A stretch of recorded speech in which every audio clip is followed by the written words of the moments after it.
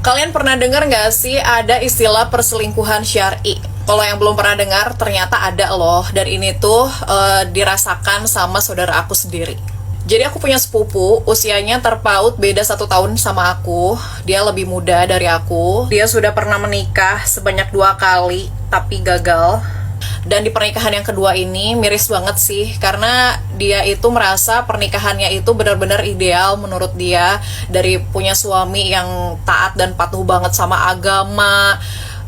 Mungkin ya pakai celana jingkrang gitu kali ya, aku kurang apal pasti, cuman kayak berjanggut kayak gitu-gitu deh, kayak benar-benar syariat Islam banget gitu. Bahkan si saudara akunya juga berkat menikah dengan si laki-laki tersebut, itu dia jadi pakai burko, pakai cadar kayak gitu ya.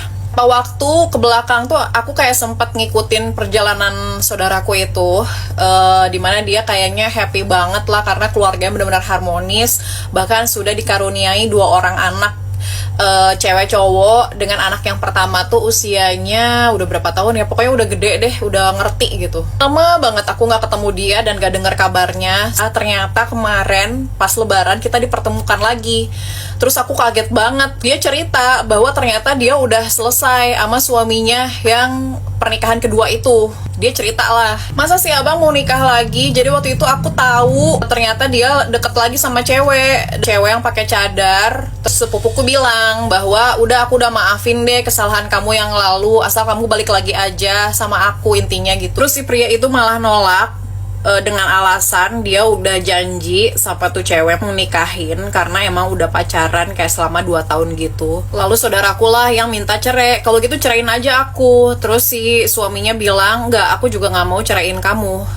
Terus ya gimana, aku nggak bisa hidup berbagi suami kayak gini. Sampai akhirnya si abangnya ngebujuk. Terus akhirnya sepupuku cobain, oke, aku cobain deh selama 3 bulan. Sampai akhirnya ternyata dia beneran nyerah banget, give up dengan kondisi itu, lantaran dari pagi sampai malam sama si cewek itu kayak orang pacaran banget deh. Sementara pulang malam ke si saudaraku, lama-lama kesel kan, kayak kamu enak ya di sini, aku bikinin kopi, kamu baju aku cuciin, sementara dia kerjanya apa, enak amat dia jajan sama kamu, pacaran sama kamu. Ya aku juga pengen dong kayak gitu. Kalau misalnya kamu pengen dua-dua kayak gini, ya udah, dia juga dikasih kerjaan yang adil dong, disuruh bikinin kamu sarapan, bikinin kamu kopi, sediain kamu bajunya, terus cuciin baju kamunya. Jangan pacaran di ditu, nenden seseheuna di dia, amat dia di sana, kata si sepupuku.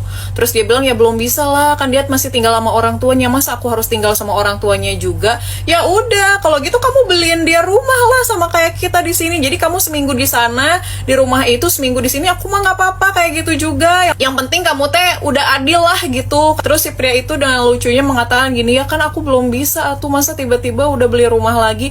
Oh sugante kamu poligami itu teh nggak bisa adil. Ternyata gening. Selama 3 bulan sepupuku dipoligami sama suaminya. Dia tuh kayak sering manyun lah intinya di rumah, kayak sampai suaminya bilang gini, kayak gitu terus caranya mah kamu nggak sesuai pulang sana ke rumah orang tuanya. Talak 1 dong berarti. Akhirnya suaminya bujuk lagi, ayo dong balik lagi. Kedua kali perempuan kan fitrahnya cemburu ya. Terus akhirnya si saudaraku manyun lagi lah gitu, kamu balik weh cina, daripada gitu wae.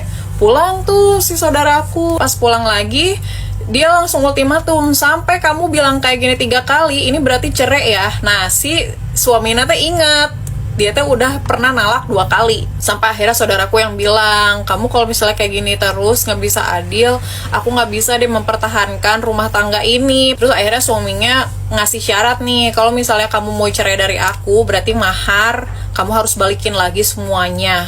Terus anak-anak hak asuhnya milik aku. Terus rumah ini juga milik aku, dan kamu silakan angkat kaki. Istrinya si abang yang sekarang teh kan guru TK, jadi kayak pinter gitu ngasuh budakna. Bahkan nih ya, menurut penuturan tanteku, bibit poligami dari si abang mantan suami sepupuku itu emang udah kecium sejak awal pernikahan. Karena pada pernikahannya itu datang teman-temannya lah dari perkumpulan kajian-kajian gitu, pakai cadar. Terus si laki-lakinya pakai baju jingkrang, pada jenggotan yang ininya ada titik 2 hitam gitu. Tanteku sempat bercakap tuh sama mereka. Satu perempuan yang ada di perkumpulan itu bilang kayak gini, aku mah nggak apa-apa kalaupun nanti suami aku mau poligami, soalnya